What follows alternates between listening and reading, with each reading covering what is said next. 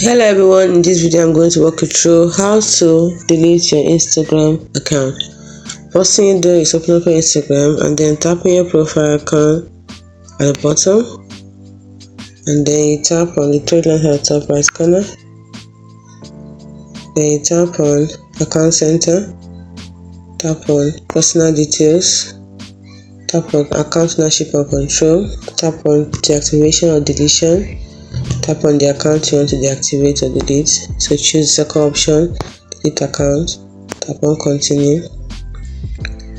This was to happen. You delete your account. You won't find people to follow. They're asking for the reasons why you want to delete your account. So you choose the reason and tap on continue, and then tap on delete account by confirming it. That's all. So that is how to delete your Instagram account easily. Hope you found this video helpful. If you did, like and subscribe to the channel for more.